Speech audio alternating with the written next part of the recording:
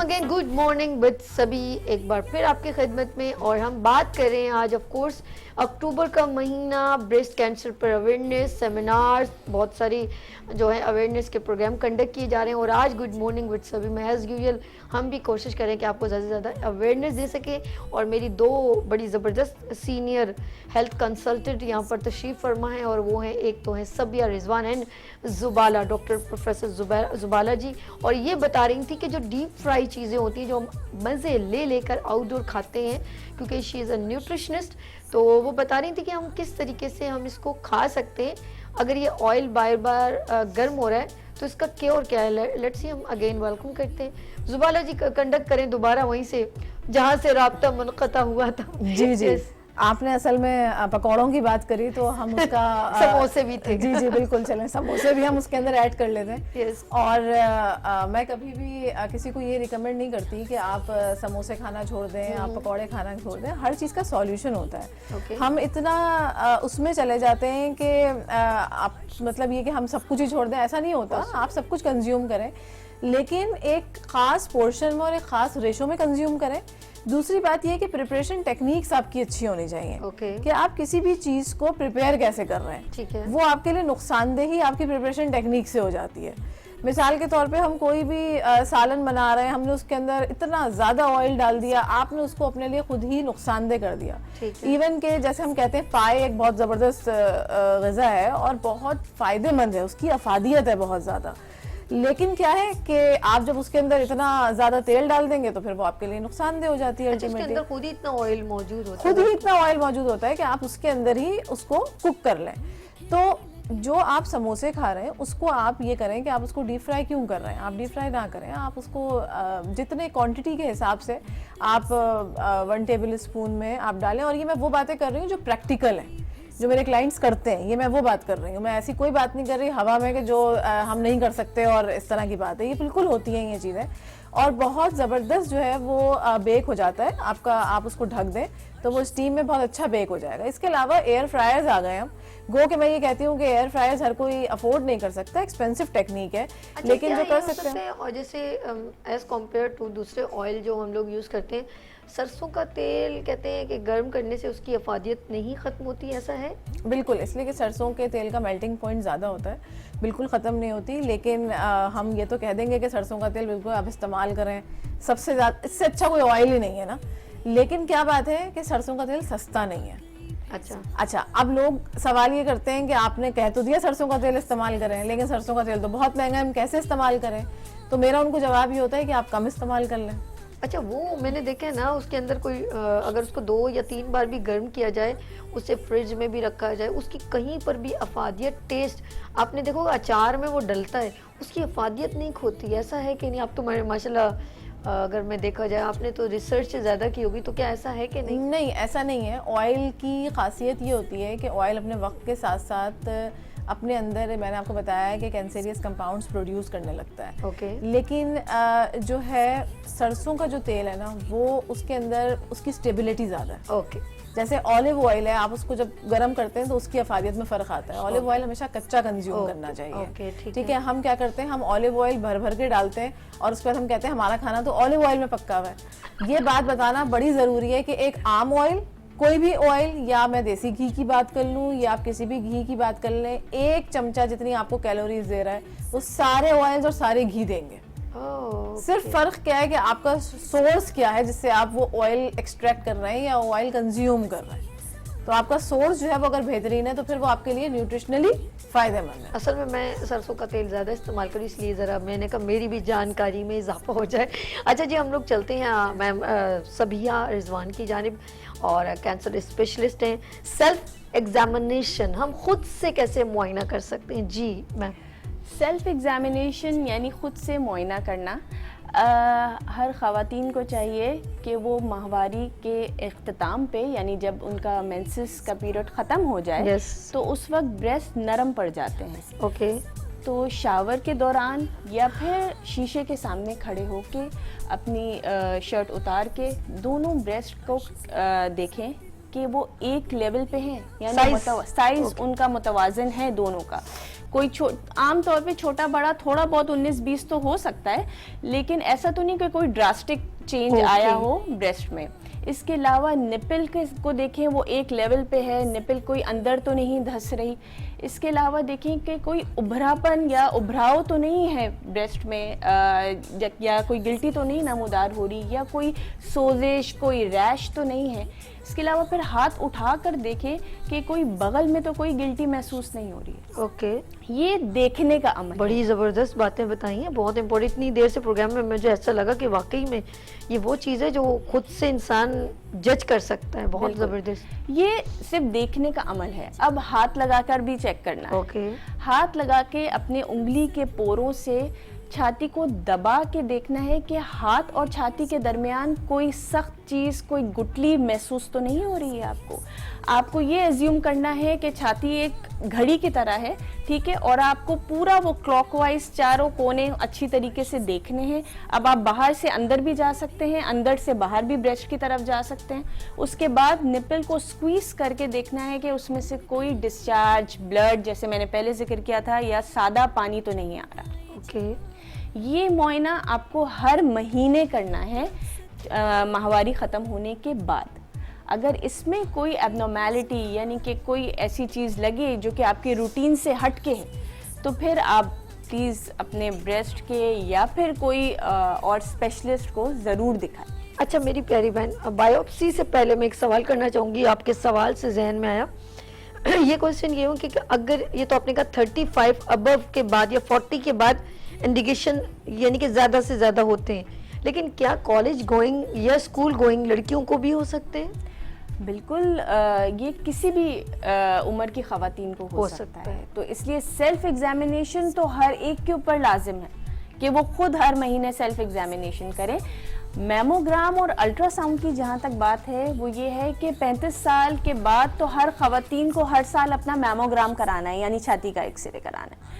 लेकिन वो ख़वातीन जो 35 साल से कम उम्र की हैं, उनके ऊपर लाजिम है कि वो अपना मुआयना करती रहें खुद। अगर कोई ऐसी चीज़ जो अनयूजुअल उनको फील हो, तो फिर आके अपने डॉक्टर को दिखाएं, और अगर डॉक्टर एडवाइस करता है तो अल्ट्रासाउंड करो। और मैं एक और बात कहूँगी नाज़रीन, अभी मैं क्वेश्चन करूँगी बायोप्सी और कीमोथेरेपी रिजवाना जी से, सॉरी मैं सवाल करूँगी मैम से, सबिया रिजवान से। वो ये कि आया कि जब हम बायोप्सी करते हैं या कीमोथेरेपी करते हैं तो दोनों क्या डेंजरस हैं? लोग इससे डरते क्यों हैं? अमूमन लोग, बहुत अच्छा सवाल किया है आपने। हमारी जो अमूमन आम आवाम है वो बायोप्सी के नाम से डरती है। हम क्लिनिक्स वगैरह में भी यही देखते हैं कि बायोप्सी नहीं कराएंगे वरना गुठली कैंसर बन जाएगी।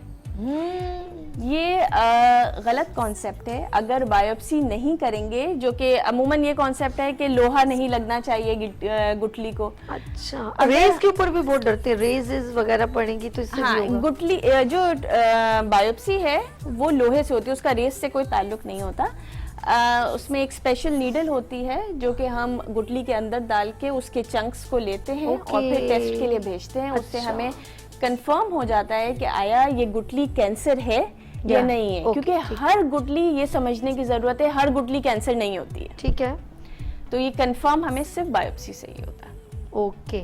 अच्छा, जो कीमोथेरेपी है वो अलग है? ये जब इस बात की तशखीस हो जाती है कि गुठली कैंसर ही है, ओके, तो फिर बाकी का अमल शुरू होता है, जिसमें ब्रेस्ट कैंसर की ट्रीटमेंट में कीमोथेरेपी भी शामिल है, सर्जरी भी शामिल है, और शुआएं यानी कि रेडिएशंस भी शामिल। यानी कि 3 तरह की ट्रीटमेंट। अच्छा, ये कौन कौन सी स्टेज पे कौन सी ट्रीटमेंट बहुत लाजिम हो जाती है? देखिए, ये जो चारों मैंने आपको बताए हैं, जिसमें सर्जरी भी है, रेडिएशन भी है, कीमो भी है, हार्मोनल ट्रीटमेंट भी है, ये सारी चीज़ें इन चारों स्टेज में ऑलमोस्ट बाय एंड लार्ज चाहिए होती हैं। अगर हम स्टेज 1 के कैंसर से भी गुजर रहे होते हैं, जिसमें गुठली अमूमन बहुत छोटी होती है या अमूमन मैमोग्राम पे हमें दिखती है और ख़ुद हाथ लगाने से महसूस नहीं होती, उसमें हम ब्रेस्ट को जब बचाते हैं और छाती को पूरा नहीं निकालते, तो उसमें रेडिएशन तो कंपलसरी हो जाती है। एक चीज़ से मैं एकदम डर गई, अल्लाह माफ़ करे।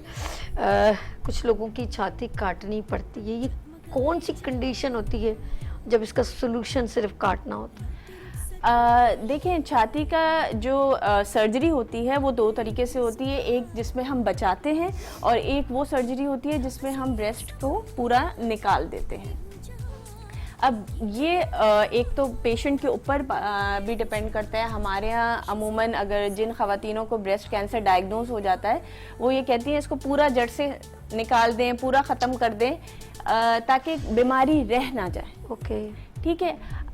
ये अपनी अपनी मिथ्स भी हैं, लेकिन हम छाती को बचा भी सकते हैं और छाती को निकाल भी सकते हैं। बाज़ औक़ात ये होता है कि कैंसर पूरी छाती में उसके ज़र्रात फैले हुए होते हैं, उसमें हमारे लिए बचाना मुश्किल हो जाता है। लेकिन वो कैंसर जो बहुत बड़ी साइज़ की गुठली के साथ हमारे पास प्रेजेंट करते हैं, उसमें हम पहले कीमोथेरेपी देके उनके साइज़ को छोटा कर देते हैं और उसमें भी हम छाती को बचा सकते हैं। अच्छा, ये पेनफुल प्रोसीजर होता है क्या? सुना है कि कीमोथेरेपी में बहुत पेनफुल होता है और इसके बाद ये मज़ीद डेवलप भी हो जाता है। ये ऐसे ही लोगों की क्या असर आई हैं, ऐसा है? देखें, कीमोथेरेपी में क्योंकि कीमो का मतलब ही यही है कि वो उस कैंसर सेल्स के ऊपर एक्ट करेगा, तो जो बाकी सेल्स होते हैं उससे वो भी मुतासर होते हैं, लेकिन ये सब टेम्परेरी होता है। जैसे बाल का झड़ जाना, स्किन का ड्राई हो जाना, अच्छा, ये सारी चीज़ें टेम्परेरी होती है। जैसे ही कीमोथेरेपी ख़त्म होती है उसके 3 से 6 महीने के दौरान बाल वापस आ जाते हैं। अच्छा, बहुत सारे लोग ऑफ कोर्स जब उनको ये प्रॉब्लम होती है, बड़े बड़े आर्टिस्ट हुए हैं ऐसे प्रोसीजर से गुजरे हैं, उन्होंने अपने बाल साफ करवा लिए थे और सर मतलब मुंडवा लेते हैं जी। और इनकी क्या कुछ ज़रा पता, आपके पास तो हिस्ट्री होगी ना, ऐसे लोगों की क्या फीलिंग्स होती हैं, क्या क्या वो अपनी जैसे कुछ होता है कि मुझे ऐसा महसूस हो रहा है, हम कहते हैं ना हमें किडनी का होता है कि मेरा माउथ जो है बहुत ड्राई फील हो रहा है, उनकी फीलिंग्स क्या होती है, उनके खाने पीने में क्या कमी महसूस होती है, उनको भूख लगती है, नहीं लगती, उनका फीलिंग्स मैं चाहती हूँ ज़रा सा बताएं कि ऐसे पर्सन कैसा महसूस करते हैं। छाती का कैंसर इटसेल्फ, छाती औरत की नस्वानियत को जाहिर करती है। ओके, तो ये बहुत ही एक सेंसिटिव मैटर हो जाता है जब हम किसी को डिस्क्लोज़ करते हैं कि आपको छाती का कैंसर हो गया या हम आपकी छाती निकालने जा रहे हैं, तो ये एक बहुत ही सेंसिटिव और बहुत ही एक तकलीफ दे अमल होता है जिसको हम इसी के लिए हमारे बहुत से ऑन्कोलॉजी सपोर्ट सेंटर्स भी बन गए हैं जो कि ऐसी ख़वातीन को सपोर्ट देते हैं, उन ख़वातीन से भी मिलवाते हैं जो इस पूरे मरहले से गुज़र चुकी हैं, ताकि एक सपोर्ट रहे। क्योंकि इलाज तो करवाना है ना हमें, हम इलाज से नहीं भाग सकते हैं। ये सोचें कि अब कैंसर हो गया है और डिप्रेशन में चले जाएं और इलाज ना करवाएं, इससे बचने के लिए हम उन ख़वातीन के लिए एक ऑन्कोलॉजी सपोर्ट ग्रुप भी बना के रखते हैं। दूसरी बात ये कि यस, बाल भी झड़ते हैं, स्किन भी ख़राब होती है, लेकिन ये सारी चीज़ें टेम्परेरी होती हैं, उसमें कोई भी ग़िज़ा मना नहीं होती। ग़िज़ायत के लिए तो हमारे पास डॉक्टर साहब मौजूद हैं, वो ज़्यादा बेहतर तरीके से बताएंगे। हमारे दरमियान एक कॉलर ये भी इनसे भी पूछते हैं। हेलो, अस्सलाम वालेकुम। कराची से नौरीन जी। नौरीन, हेलो, अस्सलाम वालेकुम। वालेकुम अस्सलाम मेरी प्यारी बहन, कैसे हैं आप? ठीक है, कैसी हैं आप? ठीक है, अल्लाह का शुक्र है। क्या पूछते हैं? मैं आपका प्रोग्राम देख रही हूँ, माशाल्लाह प्रोग्राम आपका बहुत जबरदस्त आ रहा है और बहुत अच्छा प्रोग्राम आपने आज मतलब कर रहे हैं ना, तो मैं देख रही थी तो मैंने कहा कि आपसे, और जो डॉक्टर्स बैठे हुए हैं आपके साथ ना, तो मैंने कहा इनसे पूछूं सवाल ना कि जो आप जो प्रोग्राम कर रहे हैं इस पे ब्रेस्ट कैंसर पे, तो बहुत अच्छा है क्योंकि हमारी जो मुल्क में लेडीज हैं जो अनएजुकेटेड है उनको भी इस चीज़ की अवेयरनेस होनी चाहिए ना, मीन्स पता चलना चाहिए। तो मुझे सिर्फ ये सवाल करना था कि इस जो कैंसर जो बीमारी मेरी नेबर है उनकी सिस्टर को है ना, तो मैंने कहा कि पूछूं कि कहते इसमें डाइट मतलब क्या लेना चाहिए, मतलब क्या आप खा सकते हैं, क्या नहीं खा सकते, अगर इस पे थोड़ा सा आप डिस्कशन करें ना।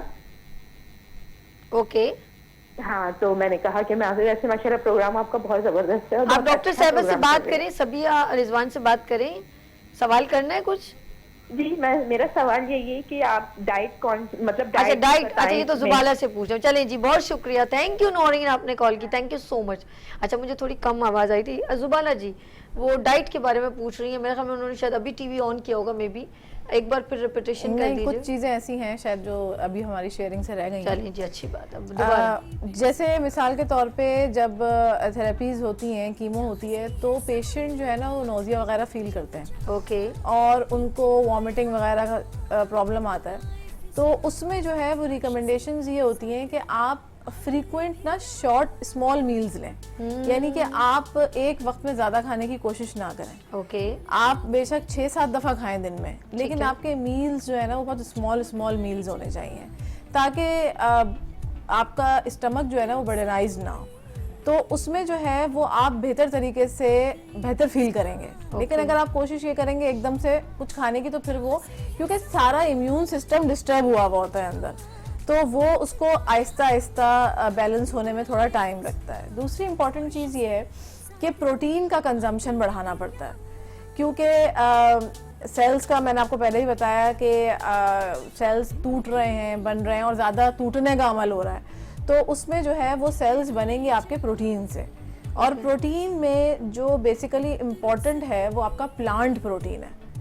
वो आपका, आप बीफ मीट सब ले सकते हैं, लेकिन अगर आप उसको थोड़े टाइम के लिए रेड मीट को अवॉइड करें और आप जो है वो प्लांट प्रोटीन जो है वो कंज्यूम करें, यानी कि आप प्लांट्स ज़्यादा कंज्यूम करें, तो उसमें उस सोर्स से अगर आपको प्रोटीन मिल रहा है तो वो ज़्यादा बेहतर होता है आपके लिए। तो और ये बात मैंने पहले भी डिस्कस कर दी कि फ्रोज़न आइटम्स आप कैंसर पेशेंट्स को ना कंज्यूम कराएं, ना खिलाएं, माइक्रोवेव ना करें चीज़ों को। इसलिए नहीं करें कि मैं ये नहीं कह रही कि माइक्रोवेव से आपका फूड खराब हो जाएगा, बात ये है कि माइक्रोवेव हम उसी चीज़ को करते हैं जो फ्रेश नहीं होती, और हमें कैंसर पेशेंट को हमें जो है वो फ्रेश चीज़ ही कंज्यूम करानी है, चाहे वो फ्रूट्स, वेजिटेबल या कुछ भी हो। ये बात मैं पहले ही डिस्कस कर चुकी हूँ। हमारे यहाँ इस पे आगाही लोगों को कम है, और वो नॉर्मल प्रैक्टिस एक होती है कि कल का बना हुआ है खाना आपने खिला दिया, कोई मसला नहीं है, तो उनके लिए ये चीज़ आपको बहुत ज़्यादा जो है वो फेवरेबल नहीं है उनके लिए। तो उनको तो ज़रा सा भी कोई स्पोर, अगर कोई भी अंडा चला गया किसी भी माइक्रोब का, तो वो तो वहाँ पे ग्रोथ कर देगा अपनी, इसलिए क्योंकि सेल्फ डिफेंस सिस्टम ही स्ट्रांग नहीं है। ठीक ठीक। तो किस तरह से मुकाबला करेगा अच्छा, वो बीमारी? ड्राई फ्रूट कितना काउंट करते हैं? हमने कोई फ्रूट्स की बात की, वेजिटेबल की। अच्छा, बंद गोभी बड़ी अच्छी होती है कैंसर पेशेंट के लिए, उसको शायद बॉइल करके, वैसे कच्ची भी खा सकते हैं, उसके बेनिफिट्स ज़्यादा हैं। मुझे ये बताएं कि ड्राई फ्रूट, ऑफ कोर्स बहुत सारे नट्स होते हैं, अंजीर है, बड़ी अच्छी होती है, हम लोग वैसे नॉर्मल, लेकिन स्पेशली कैंसर पेशेंट को कौन सी नट्स हैं जो बड़े फ़ायदेमंद हैं? देखिए, हम दोनों को कंपेयर कर लेते हैं। एक हेल्दी पर्सन के लिए रिकमेंडेशन जो है ड्राई फ्रूट्स की, वो ये होती है कि आपने अपनी मुट्ठी में ड्राई फ्रूट्स रखे, ठीक है, उसको आपने बंद कर लिया। ओह, आपकी मुट्ठी बंद हो जानी चाहिए। कर लिया यस, आपने बंद कर ली नहीं है। अगर बंद करने के बाद जो भी कुछ आपके हाथ में है वो आप एक दिन में खा सकते हैं। इस वजह से, क्योंकि ड्राई फ्रूट्स के अंदर कोलेस्ट्रॉल, ऑयल होता है, लेकिन गुड कोलेस्ट्रॉल है। हाँ, ये इसमें ये है, लेकिन उसका कंजम्पशन आपको कम करना है। हाँ, ये ना बहुत ज़्यादा मिकदार में खा ले। एग्जैक्टली, तो वो आपके लिए नुकसान करेगा, वो एक हेल्दी पर्सन के लिए भी नुकसान करेगा। कल मेरे साथ सीन हो गया था, मैंने बिल्कुल ठीक कहा कि कोई चीज़ ज़्यादा मिकदार में खा ली जाए, तो मैं दिन को खाना नहीं खा पाई। कल गलती से मैंने फ्रेश जूस में विदाउट एनी मिलावट के पानी के वो मैंने इंटेक तो कर लिया, वो फिर मेरा इतनी देर, क्योंकि हम लोग क्या बोलूँ, मतलब इसमें के जो दूध है वो मिलावट वाला, हर चीज़ वो मिलावट वाले खाते, तो कुछ नेचुरली चीज़ हमारी बॉडी भी हैरान होती है, ये क्या हो गया, क्या हो गया आज? ये आज क्या हो गया आपको? उसे मतलब मैंने एब्जॉर्ब करने में वो मेरे लिए जो है ना, मेरी प्रॉब्लम इतनी हो गई, मुझे भूख ही नहीं लग रही। शाम को 4-5 बज गए, वो मेरा वो जो सुबह के यहाँ पर बादाम थोड़ी से खा लिए थे, ज़्यादा ही खा लिए मेरे ख्याल में, और एक जूस पी लिया। अब सोचे कि 2 चीज़ों ने मुझे भूख ही उड़ा दी मेरी। तो वाकई में कभी कभी ऐसा होता है कि हम कुछ ज़रूरत से ज़्यादा चीज़ें बॉडी में जाते हैं, तो वो हमारी बॉडी यूज टू भी नहीं है। और वैसे भी हम लोग, आपको पता कि अच्छा जी, हमारे दरमियान कॉलर है, मेरी बहन मेरी गपशप भी मज़ा एंजॉय करेंगे। हेलो, अस्सलाम वालेकुम रिजवाना। वालेकुम अस्सलाम, मैं रुखसाना जैदी बात कर रही हूँ। कैसी हैं आप? यस, कैसी हैं आप? ठीक है, मज़े में, अल्हम्दुलिल्लाह, अल्लाह का शुक्र है, बिल्कुल ठीक है। और माशाल्लाह, वाकई रियली आप लोग बहुत ज़बरदस्त काम कर रहे हैं, क्योंकि अवेयरनेस देना बहुत बड़ा सबका जारिया है। तो क्योंकि इससे जो है ना, लोग एक आगे और आगे बताते हैं, तो वो मतलब बहुत अवेयरनेस होती है। और स्पेशली आज का टॉपिक बहुत अच्छा है, और स्पेशली जो अगर देखा जाए तो ख़वातीन तो बिल्कुल ही इस चीज़ को इग्नोर करती हैं, और कैंसर का तो, स्पेशली ब्रेस्ट कैंसर का तो बिल्कुल ही शो नहीं करती। और ये भी है कि उनको खुद को भी बाज़ दफ़ा पता नहीं चलता, जब ज़्यादा फैल जाता है, पहले तो अपनी तकलीफ बर्दाश्त करती रहती हैं, और फिर जब फैल जाता है तो फिर उसके बाद मजबूरी से बताती हैं। फिर जब बताती हैं तो फिर घर वाले उसको बहुत छुपाते हैं। छुपाने का मतलब एक अजीब और गरीब चीज है कि अब तो खैर फिर भी थोड़ा बहुत तो ये होता जा रहा है, ख्वातीन के भी बस तंजीमें हैं वो भी बता रही हैं, हर तरह से कोशिश हो रही है कि ख्वातीन को इस चीज का अवेयर किया जाए कि ये चीज है और आप इसको छुपाए नहीं। लेकिन ये वजह क्या है जो अभी तक लोगों के अंदर ये चीज है कि वो छुपा लेती हैं, और छुपाने की वजह से वो बढ़ जाता है, बढ़ने की वजह से जाहिर है फिर जानलेवा होता है। ये ऐसी चीज नहीं है कि आप इसको छुपा लें तो फिर बाद में क्योर हो जाए या कुछ हो जाए, ये क्योर शुरू में तो हो सकता है।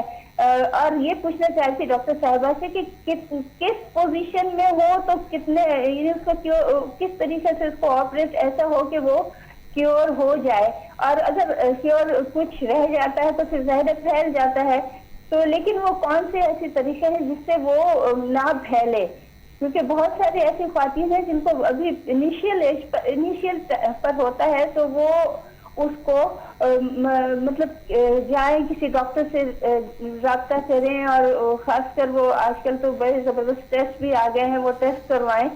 तो कौन और क्यों लोग नहीं इसको समझते, और अगर इनिशियल स्टेज पे हो तो क्या करना चाहिए, जरा सा बताइएगा। ओके, बहुत शुक्रिया रुखसाना जैदी फ्रॉम कराची से।